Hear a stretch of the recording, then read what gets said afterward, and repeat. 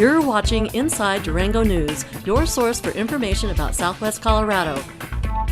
Brought to you by Oxford Asset Management, inspiring confidence, growing dreams. Oxford Asset Management. The status of legal pot sales in the region, ice fishing on area lakes, and a visit with Big Brothers Big Sisters of Southwest Colorado will be covered in this edition of Inside Durango News. Thanks for watching. I'm Ashley Dixon. A proposal to open a 43-acre park for rafting and other recreational activities on the Animas River is finally headed to the Durango City Council for approval. The Durango Parks and Recreation Department dotted the final I and crossed the last T on a management plan for the Oxbow Park and Preserve.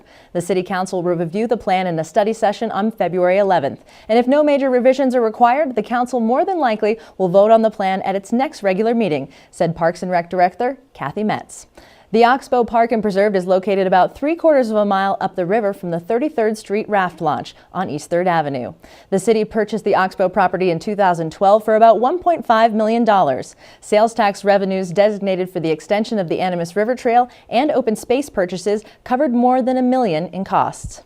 A $400,000 grant from Great Outdoors Colorado covered the remainder, with a caveat that 37 acres between the train tracks and river would be preserved as open space and wildlife preserve.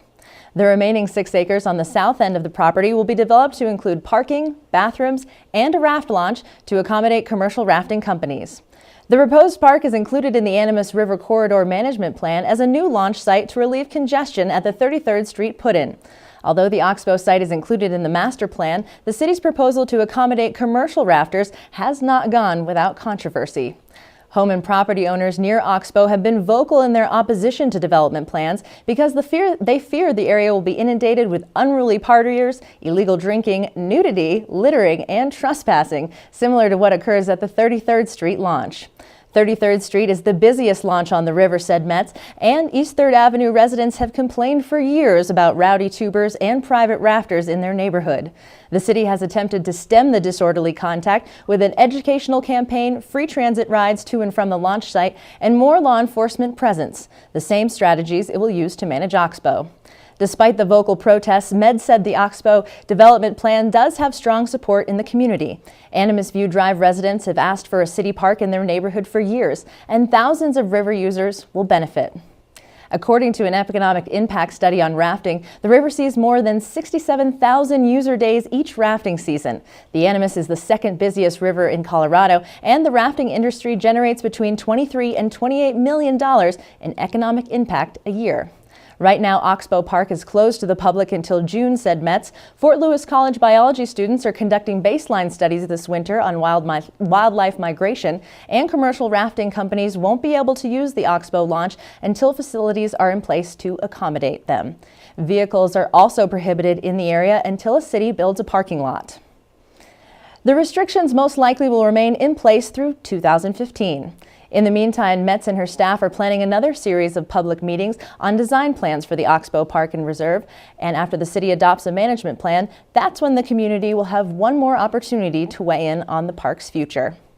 If you'd like more information on the proposed Oxbow Park and Reserve, log on to the city's website at durangogov.org.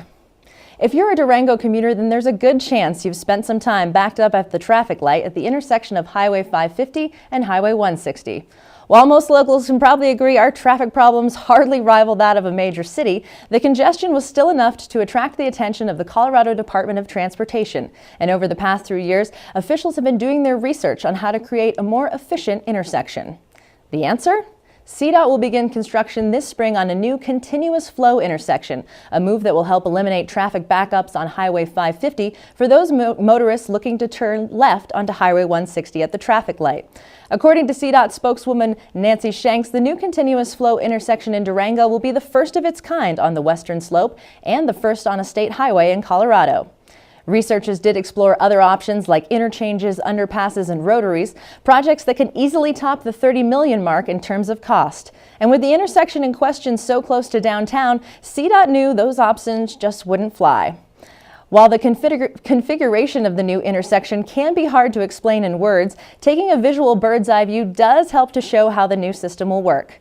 Shank describes the continuous flow intersection, or CFI for short, as removing the traffic signal phase, because now you only have 2 approaches using the main signal instead of 3.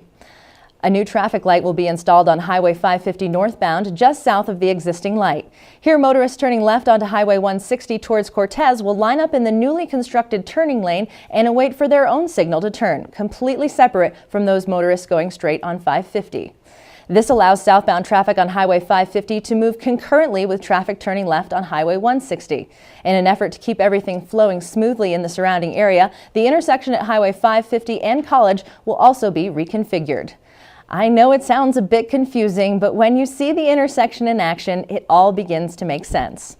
Over the past 10 years, more than 40 CFI projects have been constructed throughout the country, with our neighbors over in Utah getting some of the most recent projects. The good news about this project is that it will not include any structural road work. Essentially, the big changes will be a new traffic light and some lane reconfiguration. But that doesn't mean it won't affect traffic during the construction phase from March through August of this year. According to Shanks, the public feedback has been mostly positive so far, and given that Durango boasts a huge cycling community, they did take into account the needs of cyclists in the initial design. The project is slated to cost roughly $5.1 million, which includes design through construction. CDOT's Southwest Colorado region will have some $75 million in project contracts this summer, and that includes about $30 million right here in La Plata County. January 1st, 2014 will most likely go down in Colorado history as Green Wednesday, after our state became the first in the nation to open up recreational marijuana shops. Here in La Plata County, a moratorium is still in effect prohibiting retail pot shops from opening, but our neighbors in Telluride are open for business, and according to retailers, business is good. Greg Viditsward is the owner of the Telluride Green Room, one of 2 retail marijuana shops that opened in Telluride on January 1st. While Viditsward admits that he did anticipate healthy crowds on day one, he was still somewhat shocked to see lines extending out the door for most of the day. Some of his opening day customers came from as far away as Washington State and Georgia, and he did comment that there was a healthy clientele from our neck of the woods here in La Plata County. Viditsward said in an interview with Inside Durango News that he believes it's about time for retail marijuana sales because he himself turned to marijuana for pain relief. Several years ago, he suffered a broken neck and back, and after a friend offered up some pot brownies, he was able to forego traditional painkillers, which he feared were becoming addictive. While he admits that there are rampant stereotypes regarding clientele demographics, he noticed that most of his customers were over 40 years of age, dispelling some preconceived notions in mainstream media that retail marijuana would only attract a crowd of 20-somethings.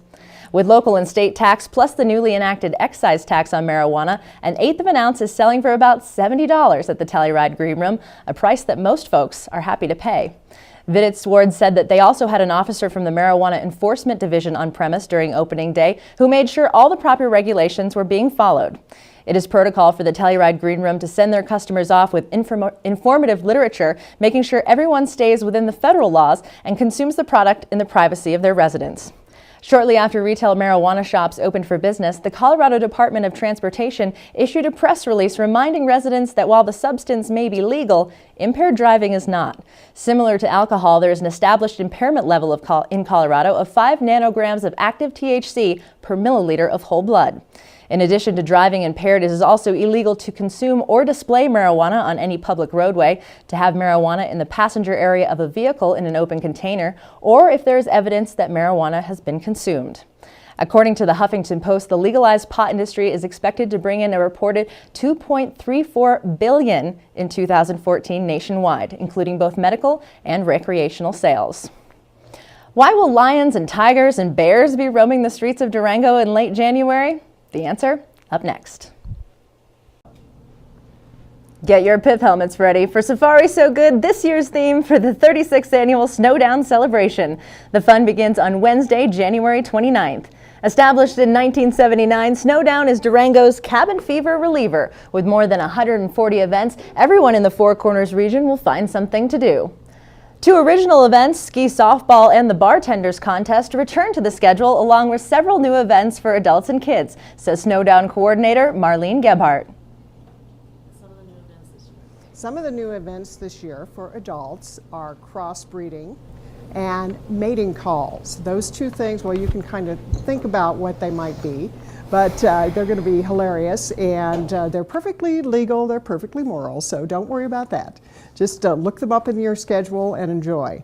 We also have a couple new events for kids. We have a teen dance, which has been going and growing, And that is mainly for the 12 to 18 group, and that's going to be Friday night at the fairgrounds, and as well as a Serengeti Wipeout, which is a obstacle course, fun obstacle course in the park designed by kids of age 12 to 18 and also for them. Students with Animas High School's Peers Owning Wellness program is organizing the event with the support of the San Juan Basin Health Department's Celebrating Healthy Communities programs. Healthy Communities provides positive youth development activities for kids in the Plata County to reduce drug and alcohol use. Serengeti Wipeout is free and open to youth ages 12 to 18. Kids are encouraged to dress like an animal. It starts at 3 p.m. on Saturday, February 1st in Buckley Park. Registration deadline is 2:45 p.m. Durango Coffee will be there to serve free hot chocolate during the event. Get more information and registration forms on the SNOWDOWN website at snowdown.org. And speaking of Snowdown, we here at IDTV just happened to have our hands on 4 tickets to the Follies media preview on January 28th, and we want to give them to you. But any true Durangatang knows how coveted these tickets are. To enter for your chance to win 2 free tickets to the Follies, you must do 2 things. Log on to Inside Durango TV's Facebook page and like us. That's the easy part. If you want extra credit, then we want you to take a selfie watching Durango TV, kind of like that great one right there. Be as creative as you choose and show us why you love IDTV. Post the pic on our Facebook page and you're entered to win. 2 winners will be chosen on January 21st. Find us at facebook.com/DurangoTV. January is National Mentoring Month, and the grandparent of all mentoring programs, Big Brothers Big Sisters of Southwest Colorado, celebrates its 30th anniversary in 2014. Since 1983, Big Brothers Big Sisters of Southwest Colorado has matched more than 3,000 youth with adult mentors. It now offers 3 opportunities for adults to support kids. The community program is the oldest of the 3 and probably the most familiar. Adults called Bigs are matched with at-risk youth called Littles to develop one-on-one relationships through positive activities. Bigs spend an average of 6 to 10 hours a month with their Littles, says Big Brothers Big Sisters Executive Director Tracy Cronut. For volunteers who need a more structured environment, Big Brothers Big Sisters offers Study Connection, a school-based program that takes only 1 hour once a week to participate. Bigs meet their Littles after school to help with homework, work on academic skills, or just to play games and talk. The once-a-week meetings make a difference, says Study Connection Program Coordinator Justin Tafoya. So the difference is that this is more structured in that they meet at the same time, on the same day, at the same place, and it is an hour. So it's a shorter period of time. And for some people, that kind of structure works better than, well, maybe a Saturday afternoon or a Wednesday after school kind of scheduling. The 3rd program matches high school-age mentors with elementary and middle school students, and it's a match that benefits both big and little, says coordinator Amber Beal. The high school students, I think, have done a great job with learning responsibility and consistency, the value of other people depending on you and showing up for a program. They also have been really dedicated to going through a host of professional development things, so talking about how do you build relationships, how do you work with students at this age group, what developmental stage are the littles in, and how do we apply what we know about their developmental stage to help them grow and develop as kids. So it's also just a great community service thing, so they'll get community service hours for their time that they've committed to giving back to their community, and hopefully that'll be a lifelong form a lifelong habit of civic engagement. Big Brothers Big Sisters received a $60,000 grant from El Pomar Foundation to start the high school mentoring program, and 17 high school bigs are matched with elementary school littles. If it proves to be successful, El Pomar hopes to start similar programs in other Southwest Colorado communities, Cronut said. While both kids and adults benefit from the relationships they build through Big Brothers Big Sisters, ultimately it's all about building a healthier community. Oh, well, I mean, one, the more connected our kids are, the more connected they are with school, they're less likely to drop out of school, they're less likely to get into trouble, turn to violence, turn to different things like that. Delinquency is reduced, so many different things. It really, again, our whole goal is to help kids feel like they're valued in the community, that they're a part of this community. And when you're a part of something, you're more likely to enjoy it and to be respectful of it. And I think that's just an all-around win for the community. Baby, it's cold outside. Cold enough to freeze the surface of area lakes and reservoirs, and for some, that means fishing fun. Hi, I'm Joe Lewandowski with Colorado Parks and Wildlife here in Durango. We're out at Pastorius Reservoir on a beautiful blue sky day, nice and cold, and we're going to talk a little bit about ice safety and ice fishing today. The first thing you want to look for is water frozen along the edge of the pond or the lake where you're going. If there's open water on the edge, you really don't want to go through there onto the ice because the ice isn't thick enough. Take a good look at the lake. It's usually you can tell if the ice is good and solid. Walk out on it a little bit, test it, but look for rotten spots of the ice, weak spots, water sitting on top of the ice. Some equipment to bring with you. Bring a throw bag with a rope, pretty much like people do around here for river rafting and kayaking. It's a good safety tool to have. Always go with someone else, so if someone falls through, there's someone there to help you and call for help.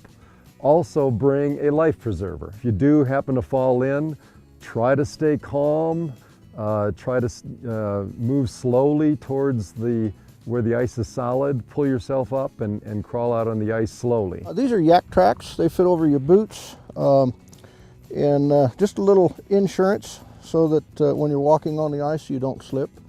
These you put around your neck, and if you would happen to fall through the ice and nobody can get to you or whatever, or you don't get any help, then you can pull yourself out with these. I've got a whistle if you would happen to fall through the ice and needed help or whatever, then it's a good thing to have. I normally carry a safety rope with us too, so that if the ice is bad, then you can throw somebody a rope and pull them out. I have a manual auger here, which works well, but it does take a little bit of muscle. So over here, we've got a brand new Eskimo power auger. And this makes it a lot easier.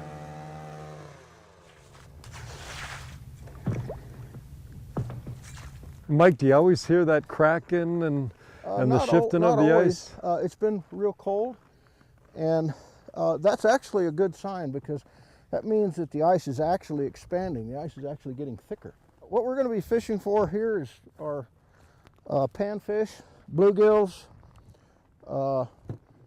crappie. We might catch a bass, and then there's a lot of trout in this lake. But usually the action's a little bit faster on the panfish. Most of these lures, particularly the smaller ones, we use with about 2-pound test. Few of the larger ones will go to 4-pound. But in this lake, I never use over 4-pound test. But you can catch most any of the species here in these lakes through the ice. This is the bottom right here. Okay. That's the bottom, that's the lure. Now, when I jig it up and down, you can see the lure go up.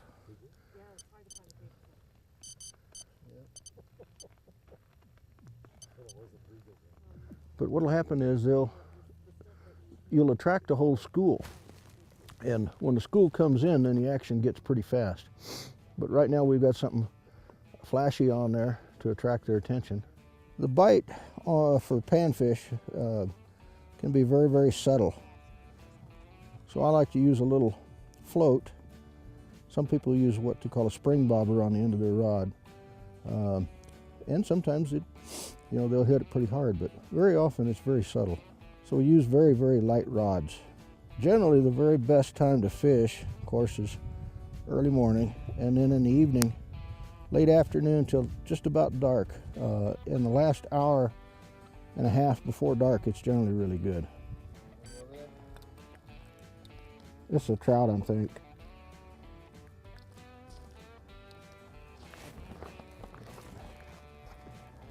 I'll get tangled up in that darn transducer. Yep, trout. You need a Colorado fishing license if you're going to fish in the waters of Colorado.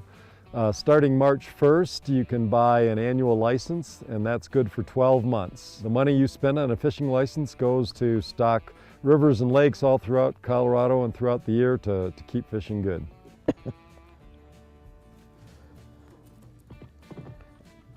This is very typical of what we catch, sometimes a lot bigger. Occasionally there'll be a fairly large fish come out of here.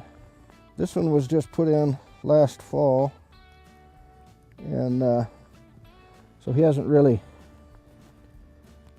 really gotten as fat as what most of them are.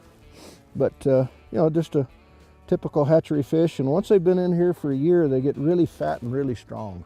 If you're looking to go ice fishing in southwest Colorado, this is a great place, Pastorius Reservoir. It's close to Durango, just a few miles out of town. You can also go up to Molas Lake, up on the pass, Vallecito Reservoir. Echo Lake over by Pagosa Springs is also a good spot. It's a good family sport. I used to bring my kids out here, and we'd set up a stove on a table and have stew and hot chocolate and so on. The kids really enjoyed it, and we usually caught a lot of fish. Lewandowski says ice fishing is good at most of the smaller lakes and reservoirs in the area. Do you want to learn more about wine, or would you rather sharpen your social media skills? Fort Lewis College's continuing education programs offer those classes and more. Up next, continuing ed director Gigi Beatty. Jim Mackay hosts Open for Business, an informative new program on commerce, industry, and business in the Four Corners region. Premiering Thursday, January 16th on IDTV, Durango Cable Channel 15. Open for Business with Jim Mackay, brought to you by First Southwest Bank. At Alpine Bank, we believe people make the difference. We're connecting and partnering with those in the community and creating and nurturing strong relationships. At Alpine Bank, we're sharing life every step of the way. Together, we're moving beyond banking. Alpine Bank. Experience the difference. Conveniently located in downtown Durango and Three Springs. For natural and organic vitamins and supplements and health and beauty products, there's no better place than Nature's Oasis. We offer an experienced staff, nutrition and supplement education, and exclusive products. Nature's Oasis, home to the largest selections of vitamins and supplements in the Four Corners region. Come check out what's new at the Ute Mountain Casino Hotel and Resort. We now have single and double deck blackjack games. Enjoy our King of the Cage boxing events year-round at our event center. If you're on the go, take a break at the new Ute Mountain Travel Center. With our valet service, you can arrive in style and get right into the action. Visit us for our Saturday prime rib buffet and our seafood buffet on Fridays. With the largest gaming floor in the area, Ute Mountain Casino Hotel and Resort has all the great games you love to play.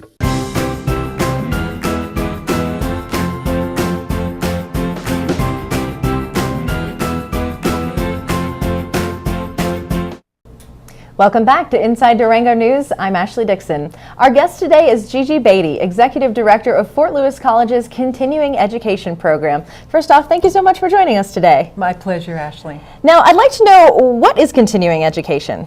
That is a question that many people want to know. And in essence, continuing education is sort of an outreach arm of Fort Lewis College. Obviously, education does not stop when you're finished with your degree. And so we look at life as actually an education, and so we like to give people the opportunity to keep learning.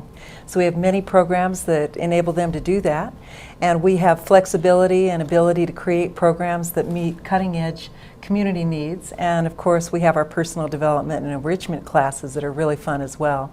Ideally, we like to get people out of their homes and away from their screens and their computers and meeting eye to eye like we're doing right here. It makes a difference, it does. So what role does continuing education play within Fort Lewis College? Okay, well, right now Fort Lewis College Continuing Education does personal enrichment classes for the community, so we bring people up to the campus and get them to see the campus and meet one another. And we also have a professional development nonprofit management certificate program. Continuing education has the opportunity to create current certificate programs that can meet needs that have been identified. And for example, in our community, Ashley, we have over 400 nonprofit organizations, and so we want to provide some training for them. When the program was started in 2005, we actually didn't have any local trainings for our nonprofits, and people were very dedicated and very hardworking, but basically flying by the seat of their pants. And there's so many aspects to nonprofits. We like to bring in instructors and people who are in the front lines of that sector to teach our nonprofits, make them stronger, makes our community stronger, and makes the people they serve stronger as well. And it sounds like that definitely helps the community. And I'm just looking at some of the literature you have here, and this looks like a class guide? Yes, it is. It's pretty thick. Well, thank you. We do our best to pull instructors out of the community. One of the things that I'm sure you found, Ashley, in our community is we have amazing people living here. That's what makes it great. Yeah, we have new people moving here all the time. For example, we have a gentleman by the name of Peter Money who just moved to town, and he is going to be teaching life on Earth and natural history journey through continuing education. He brings with him not only a wealth of information, he worked for the Harvard Science Education Division. Wow. And these are the kind of people that move to town. Yeah, and these are the people right here in Durango. This is a great way to kind of just discover how diverse our community is, I would think. That's exactly right. So I know you've probably read through this extensively. What are some of the more interesting programs that you've seen, be it the off-the-wall ones or the more traditional? Well, we've got some really fun classes coming up. We've talked about wine, and so Alan Kunka, who owns Put a Cork in It here in Durango, puts on wine tasting classes where you actually get to go and taste the wines. That could be right up my alley of learning. Well, it's helpful to know what you're really doing with wine instead of trying to pretend you know the lingo from studying some movie on the topic. Exactly. So we have that. We also have some wonderful organic gardening classes coming up. Off the wall, I'm not sure. I suppose some of the more non-traditional topics such as shamanism, the universe story. We've also got a UFO class, actually. Right, well, that's appropriate given our location to New Mexico and Roswell, I would think. That's right. We've got a delightful teacher of that as well, Niara Isley, who's been in our community for a long time and is a conference presenter at some of the UFO conferences. But ideally, what we really like to bring to the community are things that many people can benefit from and enhance either their workforce development skills or increase their ability to communicate. We have an incredible class taught by Karen Thompson, who's also an amazingly accomplished personal trainer and also trainer for businesses on how to communicate. She's going to be teaching on social styles, which according to her is the most effective tool she has found in terms of interpersonal communications. Wow. So it sounds like there are no shortage of options. So real quickly, where can people go to get more information if they're ready to get the ball rolling on their continuing education? Well, great question. They can, of course, look for continuing education online. We are part of the Fort Lewis website, and you can Google continuing education. We also have our continuing education catalogs that we publish twice a year, and those can be found at Coffee Joe's and Magpies, the Community Rec Center, all the different libraries in town. Magpies has a whole stack of them, as well as the Community Recreation Center. Perfect. So you can find information online, you can find them in the hard copies, and you can call us anytime. We'd love to hear from you. Great. Well, thank you so much. That was definitely informative, and the wine class is speaking to me, I have to say. So up next, your weekly updates. The Sporting News Grill at the new Holiday Inn and Suites of Durango is now open for breakfast, lunch, and dinner, featuring a full-service restaurant and bar with 11 HD TVs. It's a great venue for family and sports fanatics alike. The Sporting News Grill. Stop in and let us show you our game face. Welcome to the Irish Embassy Pub Durango. We import the majority of our products straight from the Emerald Isle, and let's get it right. You want your Guinness directly imported from Dublin. You want it stored at precisely the right temperature. And you want the pour to be a matter of taste and science. You want to pull with the patience and precision that it deserves. And if that wasn't authentic enough, you want to enjoy it in a pub where the shelves are stocked with 24 different kinds of Irish whiskey. Yes, you want the true Irish experience. Come visit us at the Irish Embassy Pub Durango. Introducing the Southwest Colorado Winter Guide, a great source for information about restaurants, activities, entertainment, and winter events. Pick one up and get the inside scoop on what's going on. From Cortez to Durango, from Pagosa Springs to Silverton, and every interesting attraction along the way. The Southwest Colorado Winter Guide is a free publication of the Durango Herald, available all over town. It's full steam ahead on the Durango and Silverton Narrow Gauge Railroad. Enjoy a historic trip through Southwest Colorado's rich scenery, with winter excursions through Cascade Canyon, a picturesque and snow-capped ride. Get a taste of wintertime in the San Juan Mountains just as people did over 100 years ago. A winter ride on the train takes you deep into a rugged and beautiful landscape, an experience you won't soon forget.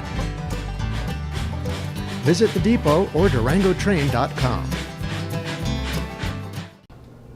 Welcome back to Inside Durango News. I'm Ashley Dixon. Here are your weekly updates. Tune in to Inside Durango Television on Friday, January 17th when we launch our restaurant program called Food for Thought. Host John Sigolito interviews the people behind the food at Durango's favorite eateries. It's more than a cooking show. It's about the dining experience. First profile will be the Himalayan Kitchen. You can also watch at durangotv.com.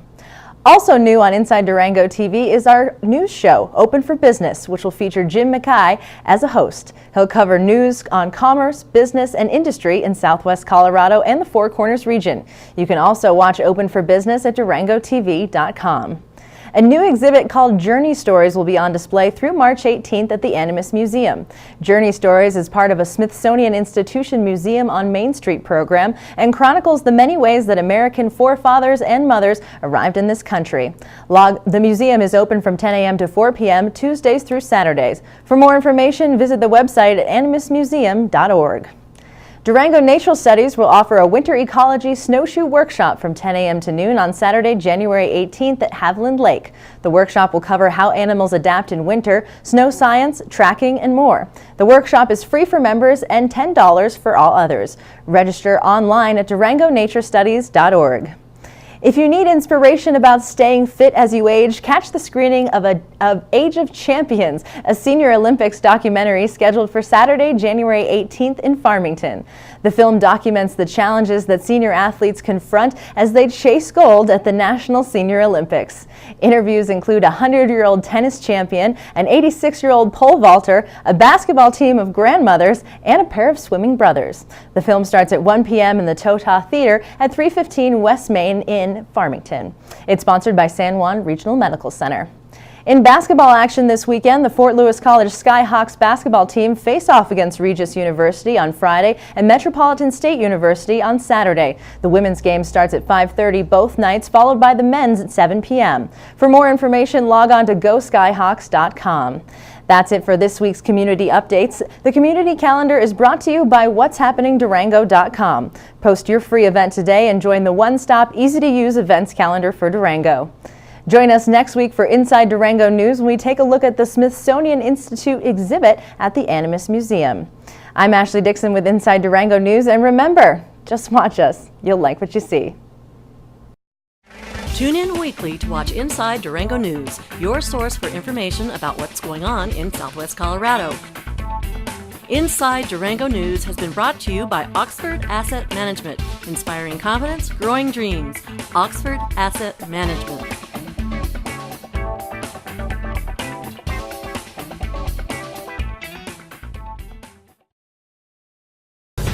Inside Durango TV is locally produced by Fast Forward Media.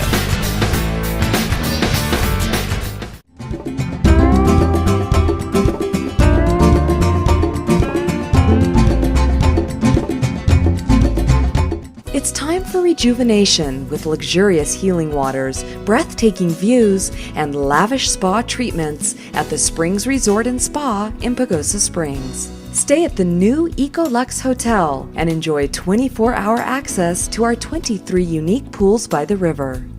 Indoors, relax in the hotel and enjoy therapeutic services at the spa. It's time for rejuvenation at the Springs Resort and Spa in Pagosa Springs.